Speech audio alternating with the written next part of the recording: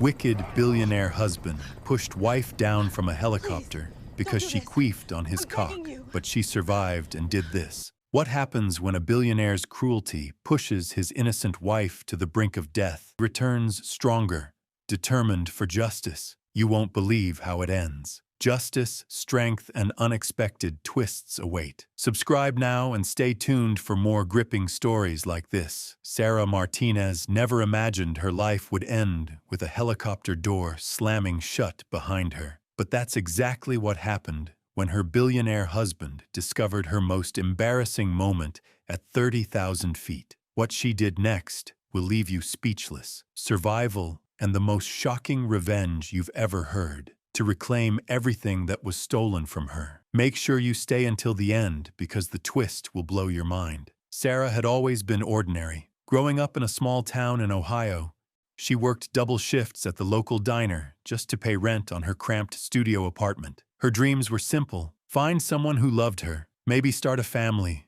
live quietly without the constant worry about money. She never expected to catch the attention of someone like Richard Blackwood. Richard wasn't just wealthy. He was disgustingly rich, the kind of rich that bought politicians and owned entire city blocks. When he walked into Sarah's diner that rainy Tuesday morning, everything changed. He was tall, impeccably dressed, with the kind of confidence that comes from never hearing the word no. His eyes locked onto Sarah immediately. "What's your name, sweetheart?" he asked, his voice smooth as expensive whiskey. "Sarah," she replied, her hands trembling slightly as she poured his coffee. "Sarah," he repeated, like he was tasting the word. Beautiful name for a beautiful woman. From that moment, Richard became obsessed with Sarah. He'd show up at the diner every day, leaving $100 tips for $20 meals. He'd send flowers to her apartment, expensive gifts that made her neighbors whisper. Sarah had never experienced anything like it. For the first time in her life, she felt special, chosen,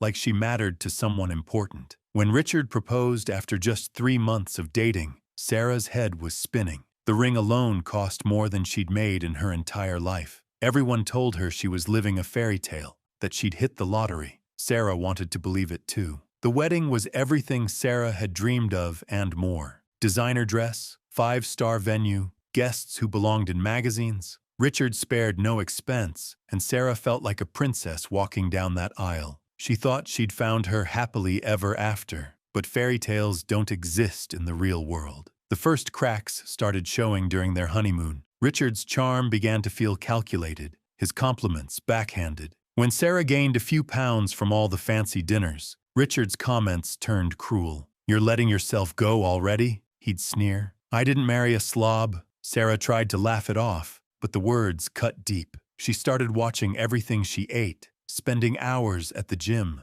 desperately trying to maintain the image Richard expected. Nothing was ever good enough. Things got worse when Sarah got pregnant. She was thrilled, thinking a baby would bring them closer together. Richard saw it differently. "Great, now you'll be even more disgusting," he said when she told him the news. "Try not to balloon up like a whale." Throughout her pregnancy, Richard's cruelty intensified. He'd bring other women to business dinners, flaunting his affairs in front of Sarah. He'd criticize her appearance constantly, calling her names that made her cry herself to sleep. Sarah felt trapped, isolated, with nowhere to turn. When their daughter Emma was born, Sarah hoped Richard would soften. Instead, he seemed to resent both of them. He'd disappear for days, coming home smelling like expensive perfume and lies. Sarah poured all her love into Emma, trying to shield her from Richard's coldness. "You're pathetic," Richard would tell Sarah. "No wonder I can't stand being around you." The final straw came on what was supposed to be their second wedding anniversary. Richard announced they were taking a romantic helicopter trip to his private island. Sarah was desperate to believe he still cared, that maybe they could fix their broken marriage. As they flew over the Pacific Ocean, Sarah felt a familiar rumble in her stomach. She'd been nervous about the trip, and her anxiety always affected her digestion. She tried to hold it in, but the pressure in the helicopter cabin made it impossible. The sound was small, barely audible over the helicopter's rotor blades, but Richard heard it, his face twisted with disgust and rage. "Did you just fart?" he screamed, his voice filled with venom. "You disgusting piece of trash!" "Richard, I'm sorry. I couldn't help it," Sarah pleaded, mortified. You've embarrassed me for the last time, Richard snarled. I'm done with you. Before Sarah could react, Richard lunged forward and grabbed her. The helicopter door slid open, and Sarah found herself staring down at the churning ocean below. Richard, please, think about Emma. She needs her mother. She'll be better off without you, Richard replied coldly. We both will. With that, he shoved Sarah out of the helicopter. The fall felt like it lasted forever. Sarah's scream was lost in the wind as she plummeted toward the water. The impact knocked the breath from her lungs, and she sank deep beneath the waves. For a moment, she thought this was it, that Richard had finally won. But something inside Sarah refused to give up. Maybe it was the thought of Emma growing up without her mother, or maybe it was pure spite. But Sarah fought her way to the surface. She gasped for air, treading water as the helicopter disappeared into the distance. Sarah swam for what felt like hours, her evening dress weighing her down, her lungs burning. Just when she thought she couldn't go any further, she spotted land, a small island, uninhabited but real. She dragged herself onto the rocky shore and collapsed, coughing up seawater. She was alive, but barely. The island was remote, with no signs of civilization. Sarah had to learn to survive on her own, eating whatever she could find, drinking rainwater, sleeping in caves. Days turned into weeks, weeks into months. The soft, pampered woman who had fallen from that helicopter was gone, replaced by someone harder, stronger, more determined. Sarah wasn't just surviving anymore. She was planning every day on that island. She thought about Richard, about Emma, about the life that had been stolen from her. She wouldn't just return from the dead. She'd return with a vengeance. After 6 months on the island, Sarah was rescued by a passing fishing boat, but she didn't go home immediately. Instead, she spent the next 2 years carefully planning her comeback. She used the survival skills she'd learned to become a wilderness guide, building a reputation and a network of contacts. She saved every penny, invested wisely, and slowly built her own fortune. More importantly, she gathered evidence. Richard thought she was dead, so he'd gotten sloppy. Sarah discovered his money laundering operations, his connections to organized crime, his history of violence against women. She compiled everything, waiting for the perfect moment to strike. When Sarah finally returned to civilization, she was unrecognizable. Gone was the timid woman who'd been pushed around and humiliated. In her place stood someone confident, powerful, and absolutely ruthless. She'd learned that in this world, you either eat or get eaten, and she was done being dinner. Sarah's first move was to secure custody of Emma. Richard had told everyone that Sarah had died in a tragic accident, but Sarah had proof of what really happened. The custody battle was vicious, but Sarah had something Richard didn't expect: the truth. "Mommy," Emma whispered, when she saw Sarah for the first time in 3 years. "Daddy said you were dead." "I'm here now, baby," Sarah said, holding her daughter tight, "and I'm never leaving you again." Richard's world started crumbling fast. Sarah released the evidence of his crimes to the FBI, the IRS, and every major news outlet. His business empire collapsed overnight. His assets were frozen, his associates arrested, his reputation destroyed. But Sarah wasn't finished. She'd learned patience on that island, and she wanted Richard to suffer the way she had suffered. She systematically destroyed everything he cared about, using his own tactics against him. She bought his debts, foreclosed on his properties,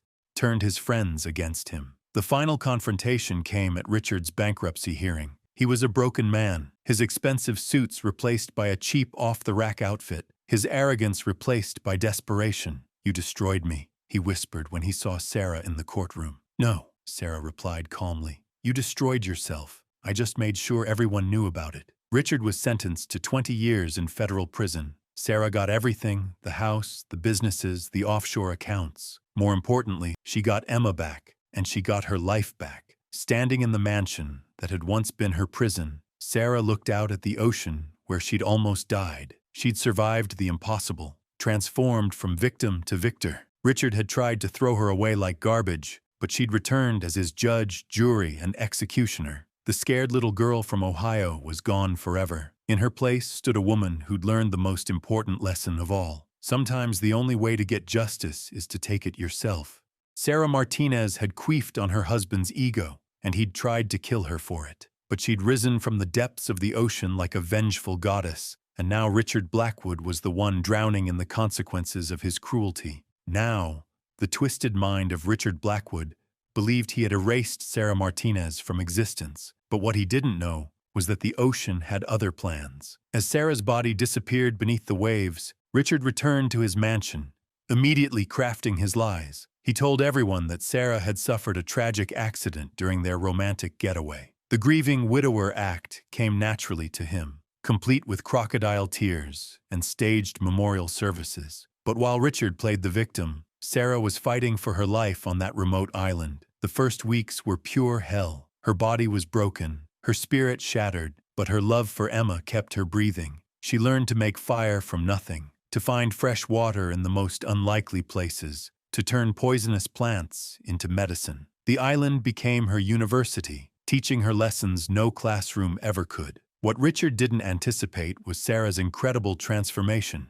Month by month, she grew stronger, smarter, more determined. She wasn't just surviving anymore, she was thriving. The same hands that once trembled at his voice now built shelter from storms. The same mind that once believed his lies now calculated every move of her eventual return. During those long nights under foreign stars, Sarah made a discovery that would change everything. Hidden in the rocks near her shelter, she found something that made her blood run cold. Richard's helicopter had crashed here before, not with her, but with someone else, another woman, another wife. Sarah realized with horror that she wasn't his first victim. Among the wreckage, she found documents, photographs, evidence of Richard's true nature, bank statements showing money laundering operations, photos of him with dangerous criminals, records of other women who had mysteriously disappeared. Sarah understood then that her attempted murder wasn't a crime of passion, it was part of a pattern. Richard Blackwood was a serial killer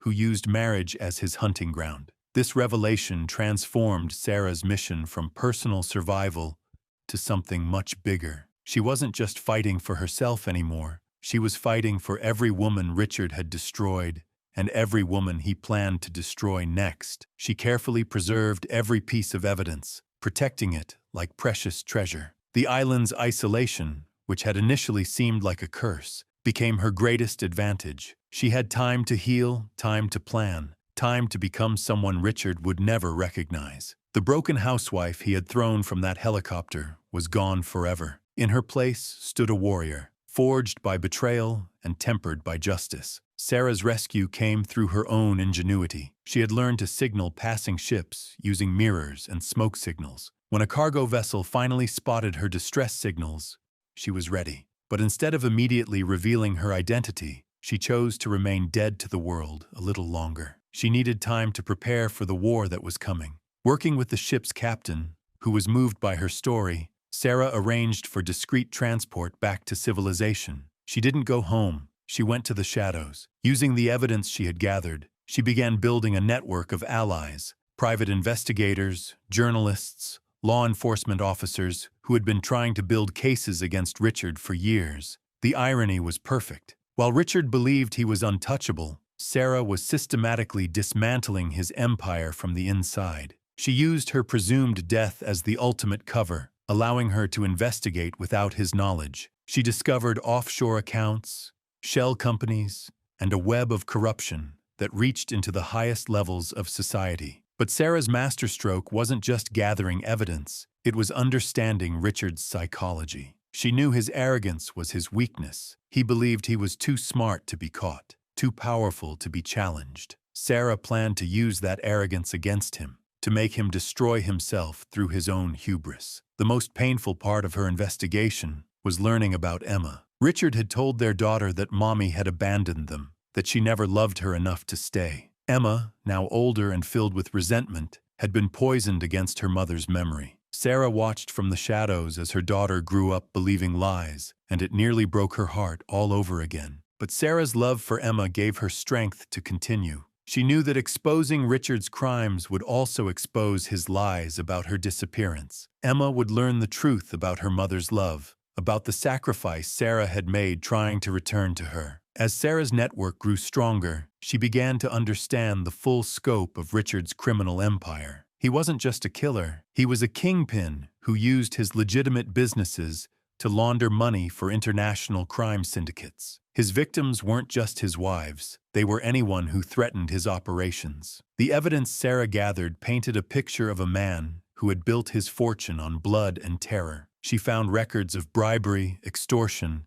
and murder going back decades. Richard Blackwood wasn't just a bad husband, he was one of the most dangerous criminals in the country. But gathering evidence was only half the battle. Sarah needed to find a way to bring Richard down without putting Emma in danger. She knew that cornering a predator like Richard could make him desperate enough to hurt their daughter. Every move had to be calculated. Every strategy had to protect the innocent. Sarah's transformation was complete when she looked in the mirror and saw not a victim, but a force of nature. The woman staring back had survived the impossible and emerged stronger than ever. She had learned to trust her instincts, to fight for what she believed in, to never again allow someone else to define her worth. The island had taught her that survival wasn't just about staying alive, it was about refusing to let evil win. Sarah Martinez had died in that helicopter, but the woman who emerged from the ocean was something Richard Blackwood had never encountered before. She was his reckoning,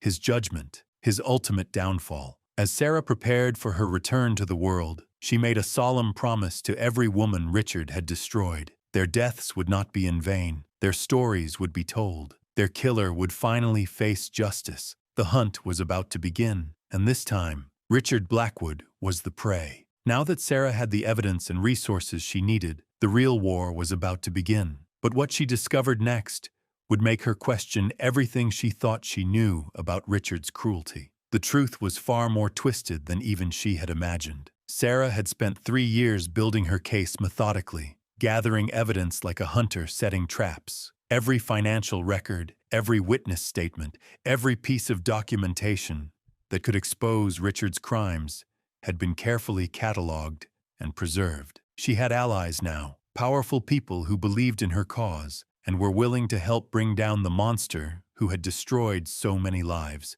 But as she prepared to launch her final assault on Richard's empire, something unexpected happened that would change everything. It started with a phone call from Detective Martinez, the lead investigator on her case. His voice was tense, urgent in a way that made Sarah's stomach clench with familiar fear. "Sarah, we need to meet. There's something you need to know about Richard. Something that changes everything we thought we understood about his crimes." She agreed to meet him at a small cafe downtown, away from prying eyes and listening ears. When Detective Martinez arrived, his face was pale, his hands shaking slightly, as he placed a thick manila folder on the table between them. "What I'm about to show you," he said quietly, "it's going to be hard to process. We've been investigating Richard for months now, following the evidence you provided, and we uncovered something that goes deeper than we ever imagined." Sarah's heart pounded as she opened the folder. Inside were photographs, documents, and what appeared to be psychological evaluations dating back decades. The first document made her blood run cold. It was a psychiatric report from when Richard was 12 years old, detailing horrific abuse he had suffered at the hands of his own father. The report described a pattern of violence so severe that it had left permanent psychological scars on the young boy who would grow up to become the monster she knew. But that was just the beginning. As Sarah read further, she discovered that Richard's father had been part of an underground network of wealthy men who engaged in unspeakable acts of violence against women and children. The network had operated for generations, passing down their twisted traditions from father to son like a cursed inheritance. Richard hadn't just stumbled into his life of crime and cruelty. He had been systematically groomed and trained for it from childhood. Detective Martinez watched her face as she processed the information. "There's more," he said softly. "We found evidence that Richard tried to escape this life when he was younger. He attempted suicide twice in his early 20s, and there are medical records showing he sought therapy to try to break free from the patterns his father had instilled in him. But every time he tried to get help, someone from the network would pull him back in." Sarah felt sick as she read about Richard's failed attempts to become a better person. There were letters he had written to therapists, desperate pleas for help in breaking free from the violent urges that had been beaten into him as a child. There were records of him donating anonymously to women's shelters, as if trying to atone for sins he hadn't yet committed. For a brief moment, Sarah felt something she never thought she would feel for Richard: pity. But then she remembered Emma, her daughter who had been taken from her. She remembered the other women whose lives Richard had destroyed, the families he had torn apart. Whatever trauma he had suffered as a child, whatever attempts he had made to change, none of that excused the choices he had made as an adult. He had become the very monster his father had trained him to be, and he had to face the consequences of that transformation. Detective Martinez continued explaining what they had discovered. The network is still active, Sarah. Richard isn't just a lone predator. He's part of something much bigger, something that has tentacles reaching into the highest levels of government, business, and society. Taking him down is just the first step.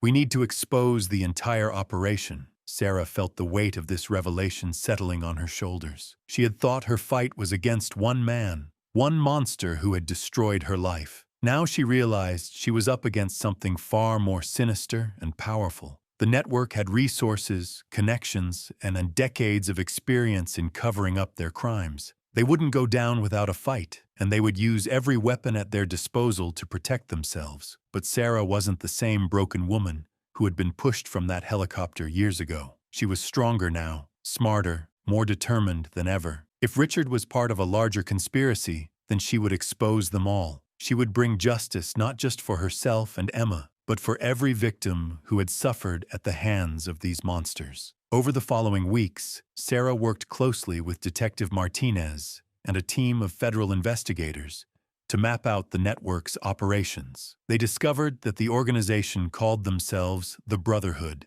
and they had been operating for over a century. They had members in every major city, every level of government, every industry where power and wealth concentrated. They protected each other, covered up each other's crimes, and recruited new members from among the children of the elite. The more Sarah learned about the Brotherhood, the more she understood Richard's psychology. He wasn't just a cruel husband who had snapped in a moment of rage. He was a carefully programmed weapon, designed from childhood to inflict maximum damage on those around him. His marriage to her hadn't been a coincidence. The Brotherhood had identified her as a potential victim, someone whose disappearance wouldn't be thoroughly investigated, whose family lacked the resources to fight back.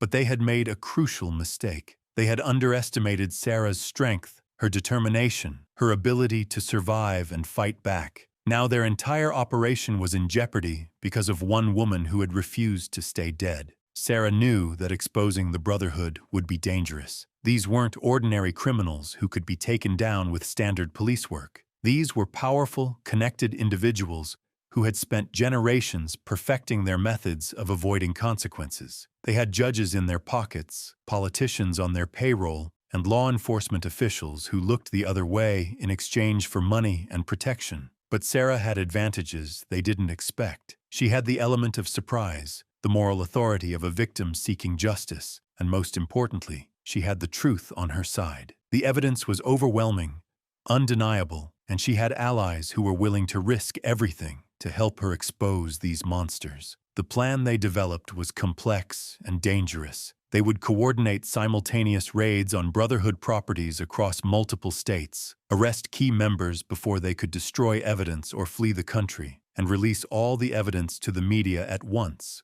to prevent any cover-up attempts. It would be the largest organized crime takedown in American history. Sarah's role would be crucial. As the star witness, the survivor who could testify to the Brotherhood's methods and Richard's crimes, she would be the face of the prosecution's case, but she would also be the primary target for retaliation. The Brotherhood would do everything in their power to silence her before she could testify. Detective Martinez arranged for Sarah to be placed in protective custody, but she refused. She had spent too many years hiding, too many years living in fear. She wouldn't spend her final battle cowering in a safe house while other people fought for justice on her behalf. She would face the Brotherhood head-on, just as she had faced Richard in that boardroom. The night before the raids were scheduled to begin, Sarah stood in her hotel room overlooking the city where her nightmare had begun. Tomorrow, she would either triumph completely or die trying. But either way, she would face her fate with dignity, strength,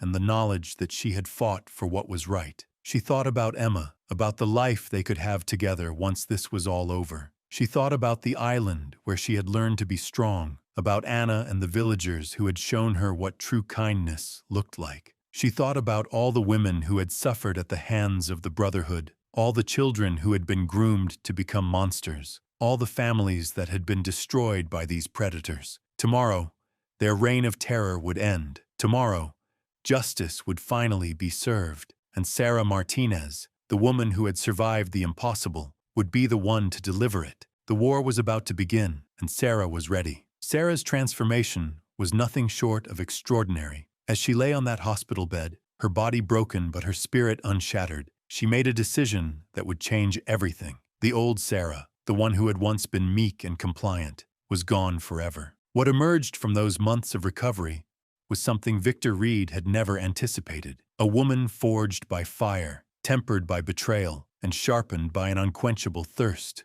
for justice. The first phase of her plan was deceptively simple. Sarah needed to understand her enemy completely. Every business deal, every connection, every dirty secret that Victor had accumulated over the years. She started small, using her recovery time to quietly gather intelligence. Hospital staff, delivery workers, even the janitors became her unwitting sources of information. People talked around someone they perceived as helpless, and Sarah was an expert listener now. What she discovered made her blood run cold. Victor's cruelty wasn't random or impulsive. It was calculated, systematic, and part of something much larger than she had ever imagined. The Brotherhood wasn't just a network of wealthy men protecting each other's interests. It was a generational system of abuse, control, and elimination. Women who became inconvenient didn't just disappear. They were systematically destroyed, their reputations ruined, their children taken, their very existence erased from the world.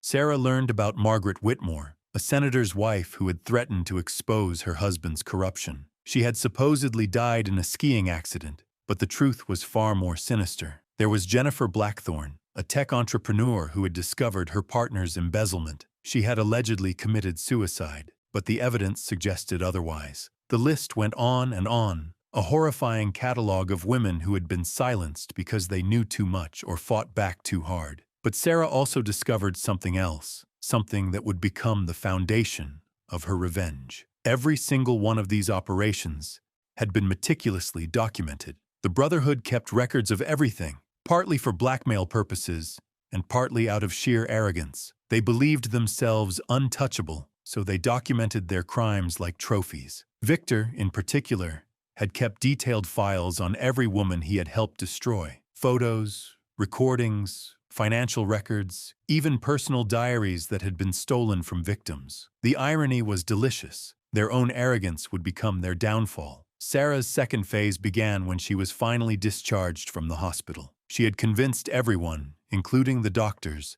that she was suffering from severe amnesia. She remembered nothing about the helicopter incident, nothing about her marriage to Richard, nothing about Emma. As far as the world knew, Sarah Martinez was a blank slate, a victim of a terrible accident who needed to rebuild her life from scratch. This gave her the perfect cover. She moved to a small apartment across town, took a job at a local diner, and began living the life of an ordinary woman with a tragic past. But beneath this facade, she was anything but ordinary. Every spare moment was spent learning, preparing, and planning. She studied business, law, technology, and most importantly, she studied people, how they thought, how they made decisions, how they could be manipulated. She also began building her network, not the kind of network that Richard had, built on power and fear, but something far more valuable. She connected with other survivors, women who had escaped abusive relationships, investigators who had seen too much corruption,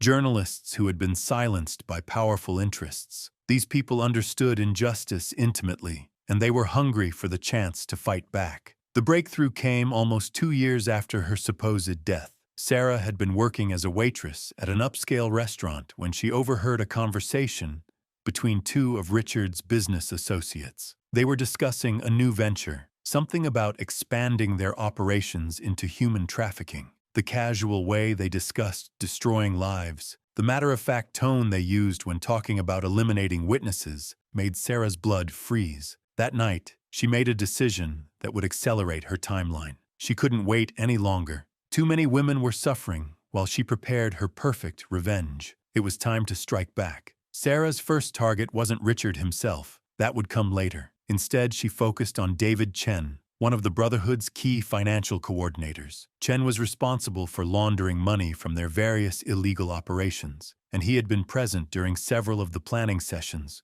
for other women's disappearances. He was also arrogant, careless, and had a weakness for young women who reminded him of his own daughter. Sarah spent weeks studying Chen's habits, his routines, his psychological profile. She learned that he frequented a particular coffee shop every Tuesday morning, always ordering the same drink, always sitting in the same corner booth. She discovered that he had a gambling problem that he hid from his wife, and that he was deeply in debt to some very dangerous people. Most importantly, she learned that he kept backup copies of sensitive financial documents in a safety deposit box, insurance against his partners if they ever decided to eliminate him. The plan was elegant in its simplicity. Sarah approached Chen not as a victim seeking revenge, but as a potential business partner. She had created an entirely new identity, complete with a fabricated background in international finance and a reputation for discretion. She presented herself as someone who could help him solve his gambling debts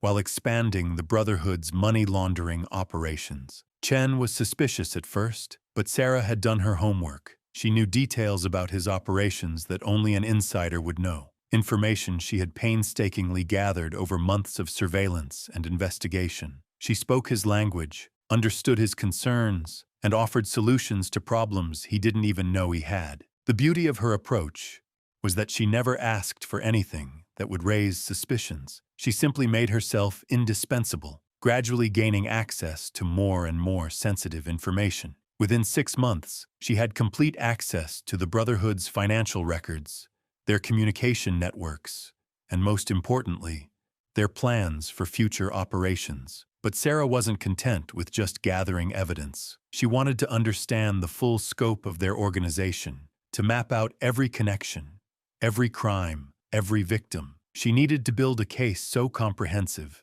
so overwhelming, that no amount of money or influence could make it disappear. This led her to the most dangerous phase of her plan. She began infiltrating the Brotherhood's inner circle, using her position with Chen to gain access to their private meetings and exclusive events. She attended their gatherings as Chen's associate, a quiet woman who took notes and rarely spoke. They barely noticed her, treating her as part of the furniture, which was exactly what she wanted. At these meetings, Sarah witnessed horrors that would haunt her for the rest of her life. She heard them planning the destruction of a whistleblower's family, laughing about a judge who had been blackmailed into compliance, casually discussing the elimination of a journalist who had gotten too close to the truth. She watched as they passed around photographs of their victims like trading cards, boasting about their conquests and comparing methods. And through it all, she smiled and nodded and took careful notes, documenting everything for the reckoning that was coming. The most chilling moment came when Richard himself attended one of these meetings. Sarah had been preparing for this encounter for years, but nothing could have prepared her for the reality of seeing him again. He looked exactly the same, perhaps a little older, but still radiating that same casual cruelty that had made her life a living hell. He spoke about Emma with the same detached indifference he had once shown towards Sarah, referring to their daughter as an asset to be managed rather than a child to be loved. Sarah's hands trembled as she took notes, but she forced herself to remain calm. She couldn't afford to be discovered now, not when she was so close to having everything she needed. She listened as Richard discussed his plans for Emma's future, how he intended to use her as a bargaining chip in future business deals, how he would shape her into a perfect weapon for the Brotherhood's next generation. That night, Sarah made another crucial decision. She couldn't wait for the perfect moment to strike. Emma was in immediate danger, and every day that passed was another day that Richard could poison her daughter's mind, or worse, decide that she was no longer useful. It was time to accelerate the endgame. The final phase of Sarah's plan required her to reveal herself, but not in the way anyone would expect. She didn't want to simply expose the Brotherhood's crimes and hope the authorities would act. She had learned too much about corruption, about how money and power could make evidence disappear and witnesses vanish. She needed to create a situation where exposure was inevitable, where the truth would spread so quickly and so widely that no amount of influence could contain it. Sarah's masterstroke was to turn the Brotherhood's own methods against them. She had learned that they controlled several major media outlets, using them to suppress stories that threatened their interests. But she had also discovered that there were journalists within these organizations who were frustrated by the censorship, who were hungry for the chance to expose the truth. Working through intermediaries, Sarah began feeding information to these journalists, not all at once, but in carefully orchestrated waves. She started with smaller stories, corruption cases that seemed unrelated, but were actually connected to the Brotherhood's operations. As these stories gained traction, she escalated, providing more damaging evidence, more explosive revelations. The genius of her approach was that she made it seem like multiple independent investigations were all converging on the same conclusions. Journalists from different outlets, working with different sources, were all uncovering pieces of the same massive conspiracy. The Brotherhood couldn't suppress all of them without revealing their own involvement in the cover-up. As the media pressure mounted, Sarah activated the second part of her plan. She had been quietly building relationships with law enforcement officials who were outside the Brotherhood's influence, investigators who had been frustrated by cases that mysteriously disappeared, or witnesses who suddenly recanted their testimony. She provided them with evidence that was so comprehensive, so well documented, that they couldn't ignore it even if they wanted to. The breakthrough came when Sarah revealed the existence of the Brotherhood's archives, the detailed records they had kept of all their operations. She didn't just tell the authorities where to find these documents. She made sure copies were simultaneously released to journalists, posted on social media, and sent to victims' families. The information spread like wildfire, impossible to contain or suppress. But Sarah saved the best for last. She had one final revelation that would ensure Richard's complete destruction, something so damaging that even his closest allies would abandon him. She had discovered that Richard had been embezzling from the Brotherhood itself, skimming money from their operations and hiding it in offshore accounts. This wasn't just criminal, it was a betrayal of the very organization that had protected him for so long. When this information was revealed, Richard's allies turned on him instantly. The Brotherhood had rules, and stealing from your partners was an unforgivable sin. Suddenly, Richard found himself completely alone, facing not just legal consequences but the wrath of some of the most dangerous people in the world. Sarah watched it all unfold from the shadows, no longer the broken woman who had been pushed from a helicopter, but the architect of the most comprehensive takedown of a criminal organization in decades. She had done more than just get revenge. She had dismantled an entire system of abuse and corruption, freed countless victims, and ensured that justice would finally be served. But her greatest victory was yet to come. As Richard's empire crumbled around him, as his allies abandoned him, and his crimes were exposed to the world, Sarah finally stepped out of the shadows. She revealed herself not as a victim seeking revenge, but as a survivor who had become something far more powerful than her abuser had ever been. The final confrontation would be everything she had dreamed of and more. With the evidence now in her hands and her network of allies secured, Sarah knew the time had come to execute the final phase of her plan.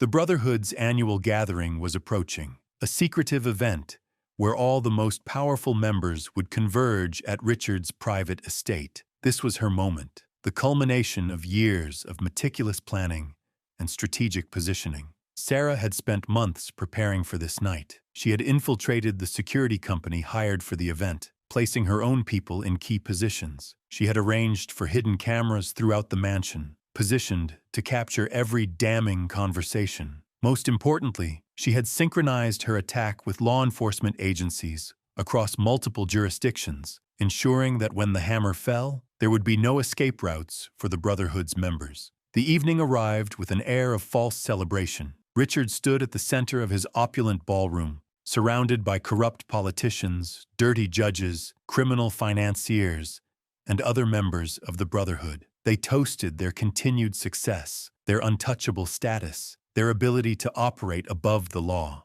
Little did they know that their every word was being recorded, their every confession documented for posterity. Sarah moved through the crowd like a ghost, her elegant black dress and perfectly styled appearance allowing her to blend seamlessly among the elite. She had transformed herself so completely that even those who might have known her years ago failed to recognize the broken woman Richard had tried to murder. She was now a force of nature, calm and calculated, radiating the kind of quiet power that comes from absolute certainty. As the evening progressed, Sarah began to execute her masterstroke. She had planted specific pieces of information with different members of the Brotherhood, each designed to create suspicion and paranoia among the group. Whispers began to circulate about potential informants, about federal investigations, about assets being frozen. The atmosphere in the room gradually shifted from celebration to unease. Richard,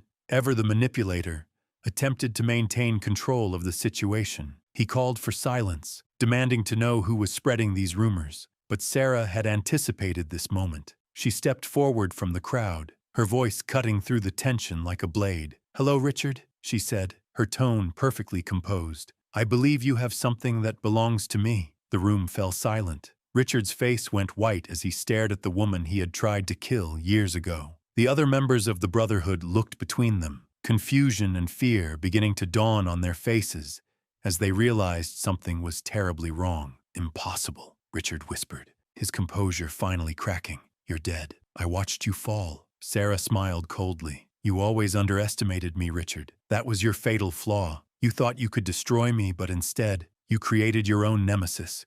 At that moment, the lights in the mansion flickered and went out. Emergency lighting kicked in, casting everything in an eerie red glow. The sound of helicopters filled the air outside, and the distinctive voices of federal agents echoed through loudspeakers, ordering everyone to remain calm and stay where they were. Sarah had orchestrated a simultaneous raid on multiple Brotherhood properties across the country. While the elite members were trapped in Richard's mansion, their associates, their financial networks, and their criminal enterprises were being systematically dismantled by coordinated law enforcement operations. The ballroom erupted into chaos as Brotherhood members realized they were trapped. Some tried to flee, only to find their escape routes blocked by federal agents. Others attempted to destroy evidence, but Sarah had already secured copies of everything. The most brazen among them tried to assert their immunity, claiming connections to powerful politicians and judges, not realizing that many of those same officials were already in custody. Richard,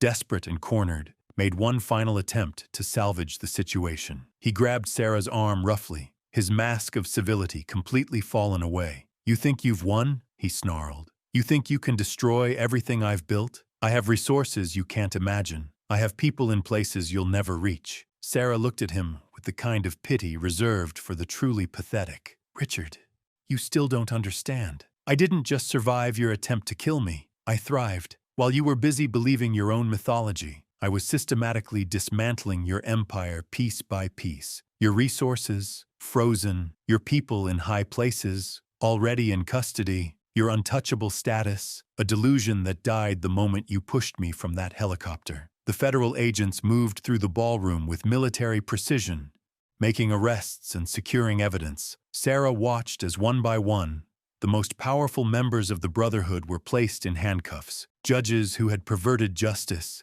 politicians who had sold their offices, businessmen who had built fortunes on human suffering, all of them reduced to common criminals shuffling toward police vans. But Sarah's attention remained focused on Richard. She had waited years for this moment, and she wanted to savor every second of his downfall. As the agents approached him, Richard made one last desperate plea. "Emma," he said, using her daughter's name like a weapon. "Think about what this will do to her. She'll lose everything. Her father, her inheritance, her social standing. Is your revenge worth destroying an innocent child's life?" Sarah's expression didn't change. "Emma will be fine, Richard. Unlike you, I've actually thought about her well-being. She's been placed in a loving environment, far from your toxic influence. She'll grow up knowing the truth about her father, but she'll also know that justice exists, that actions have consequences, and that even the most powerful monsters can be brought down by truth and determination." The agents reached Richard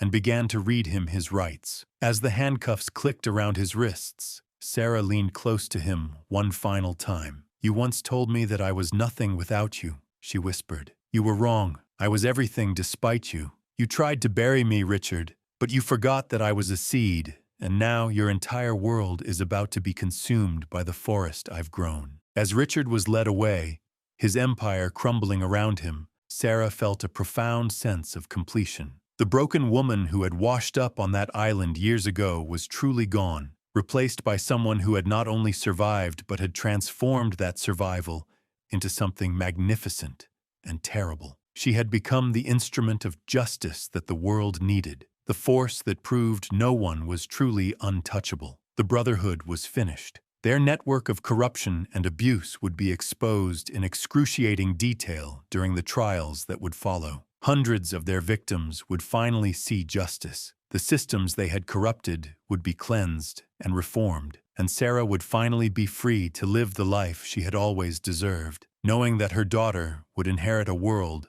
that was just a little bit safer because of what she had accomplished. By now, Sarah had meticulously orchestrated every aspect of her plan. The evidence was overwhelming, the testimonies were secured, and the media expose had reached fever pitch. Richard Blackwood's empire was crumbling faster than anyone could have predicted, but Sarah wasn't finished. She had one final, devastating blow to deliver. The courtroom was packed on the day of Richard's sentencing. Sarah sat in the front row, her presence commanding respect and attention. She had transformed from the broken woman who once begged for her life in that helicopter to a force of nature that even the most powerful men feared. Her eyes never left Richard as he sat at the defendant's table, his expensive suit unable to hide the defeat written across his face. The judge's voice cut through the silence like a blade. "Richard Blackwood, you have been found guilty on all charges: money laundering, conspiracy, attempted murder, and numerous other crimes that have shocked this nation. Your actions have caused immeasurable harm to countless victims." Sarah felt a surge of satisfaction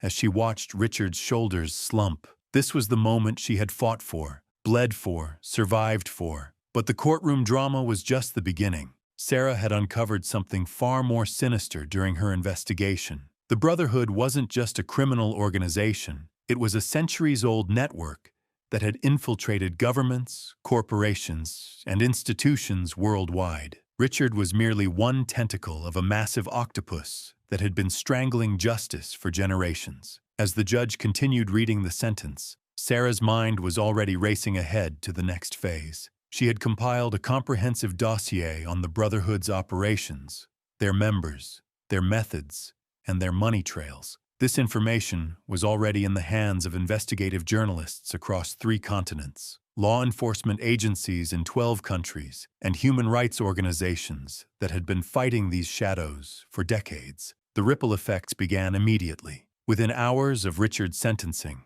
arrests were made in London, Geneva, and Dubai. Corporate executives resigned in disgrace. Politicians announced early retirements. Bank accounts were frozen. The carefully constructed web of corruption that had protected these criminals for so long was finally being torn apart, thread by thread. Sarah had strategically leaked information to create maximum impact. She understood that taking down an organization like the Brotherhood required more than just evidence. It required a coordinated assault that would prevent them from regrouping. Every revelation was timed perfectly, each disclosure building upon the last, to create an unstoppable avalanche of justice. The media couldn't get enough of the story. Sarah Martinez had become a symbol of resilience and justice. Her journey from victim to victor resonated with millions of people who had felt powerless against corruption and abuse. She received thousands of letters from survivors, from whistleblowers, from ordinary people who had been inspired by her courage to speak their own truths. But Sarah's greatest victory wasn't in the headlines or the courtroom. It was in the quiet moments with Emma, her daughter who had been rescued from Richard's influence. Emma was receiving therapy, slowly healing from the psychological manipulation she had endured. Sarah had enrolled her in a prestigious school where she could rebuild her confidence and discover her own strengths. The island community that had saved Sarah's life was thriving beyond their wildest dreams. The agricultural empire she had built continued to generate massive profits, but now those profits were being used to fund schools, hospitals, and sustainable development projects across the region.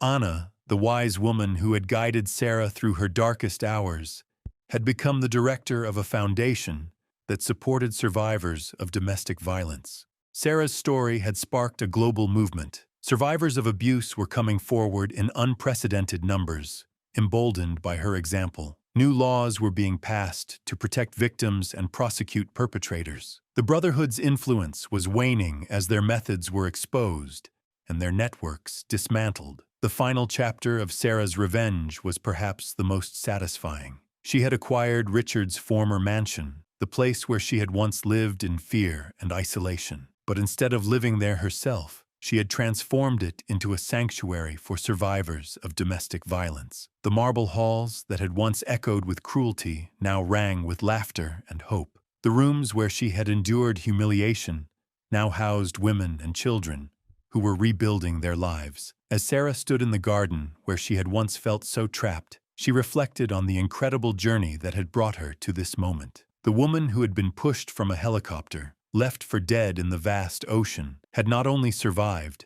but had emerged stronger than ever before. She had dismantled a criminal empire, rescued her daughter, and created a legacy of justice that would protect countless others. The setting sun painted the sky in brilliant shades of orange and gold, reminding Sarah of those peaceful evenings on the island where she had found her strength. She pulled out her phone and made a call to Anna, as she did every week. "Sarah, my dear," Anna's warm voice came through the speaker. "How are you feeling today?" "Peaceful," Sarah replied, a smile playing at her lips. "For the first time in years, I feel truly peaceful. Richard is behind bars, the Brotherhood is scattered, and Emma is healing. We did it, Anna. We actually did it." Anna's gentle laughter filled the air. "You did it, Sarah. You found the strength that was always within you. I'm so proud of the woman you've become." As Sarah ended the call, she felt a presence beside her. Emma had joined her in the garden, her face brighter than it had been in years. "Mom, I've been thinking about what you said about forgiveness," Emma said softly. "I think I'm ready to start healing,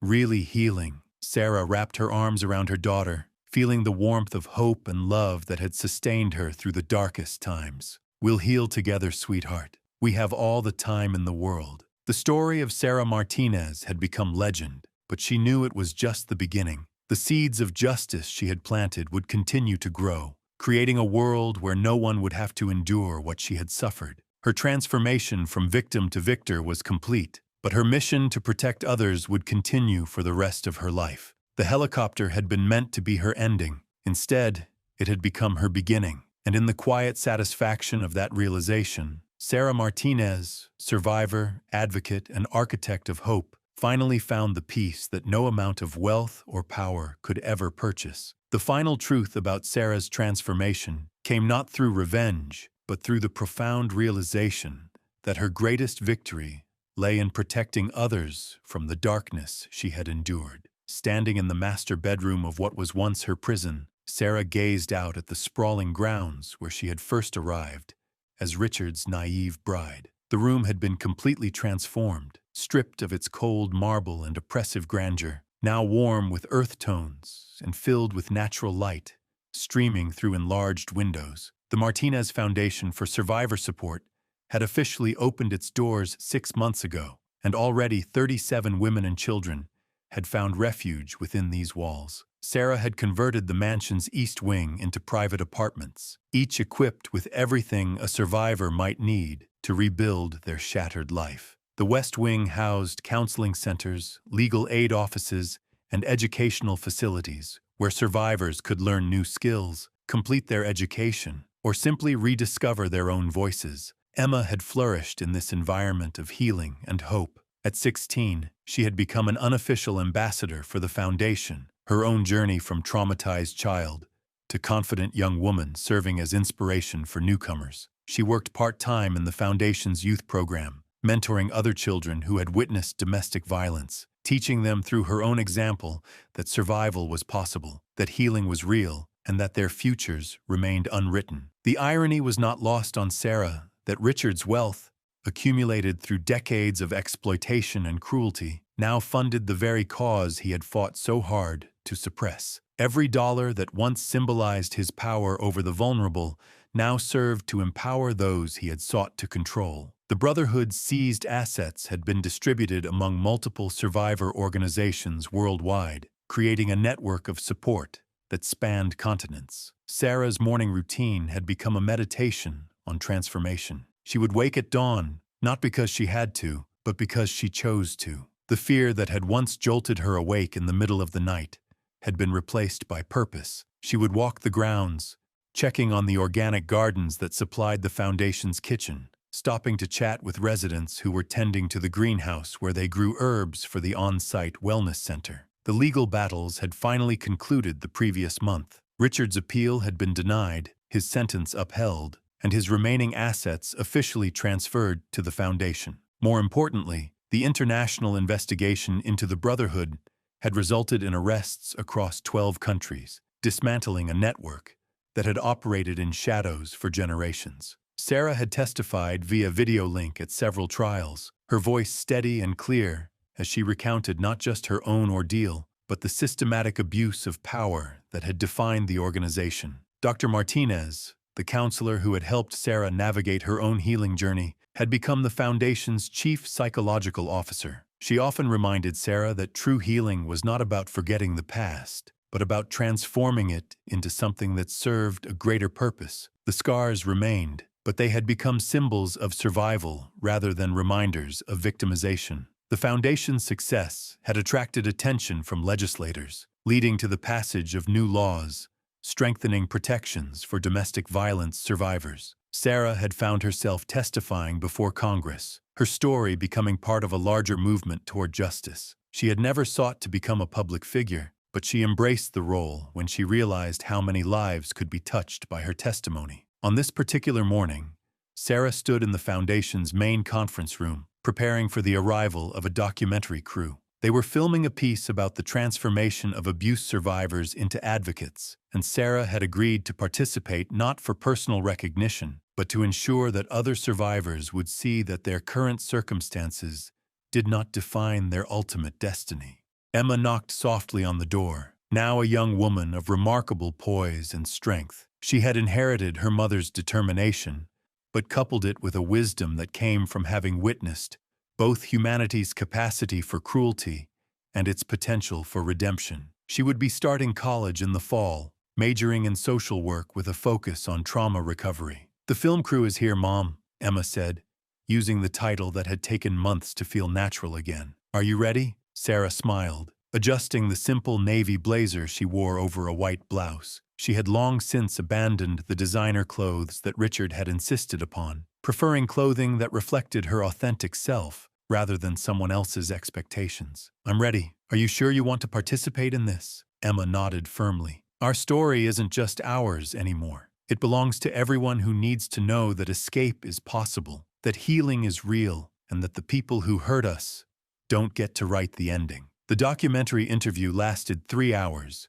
during which Sarah and Emma shared their journey from victims to survivors to advocates. The interviewer, a seasoned journalist who had covered domestic violence for decades, was visibly moved by their story. She had seen countless survivors, but rarely had she encountered someone who had transformed their trauma into such a comprehensive force for change. After the crew departed, Sarah found herself alone in the Foundation's library, a space that had once been Richard's private study. Where his law books and financial documents had once lined the shelves, there were now resources on trauma recovery, legal advocacy, and personal empowerment. The massive mahogany desk where he had planned his manipulations now served as a workspace where survivors drafted victim impact statements, wrote college applications, and planned their independent futures. As evening approached, Sarah made her way to the Foundation's communal dining room, where residents and staff gathered for dinner each night. It was a tradition she had instituted early on,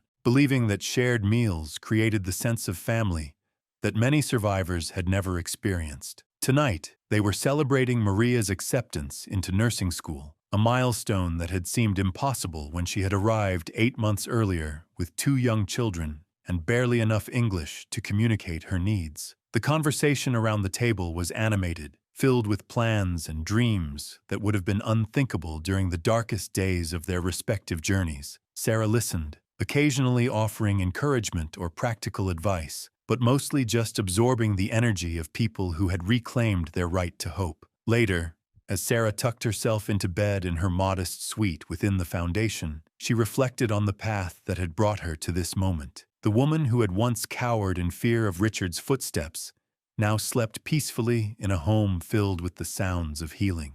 Children's laughter echoed from the family wing, where single mothers were rebuilding their lives while their children played in spaces designed specifically for their safety and joy. The Martinez Foundation had become more than a shelter. It had become a model for comprehensive survivor support that was being replicated across the country. Sarah had never imagined that her personal hell would become the foundation for a movement that would touch thousands of lives. But perhaps that was the point. The most profound transformations often began in the darkest places, requiring nothing more than the decision to survive, to heal, and to ensure that others would not walk the same path alone. As sleep approached, Sarah's last thought was not of Richard or the Brotherhood or the years of terror that had defined her past. Instead, she thought of tomorrow's schedule, of the new residents arriving next week, of the legislation pending in 3 states that would expand protections for survivors, and of Emma's future as the advocate who would carry this work into the next generation.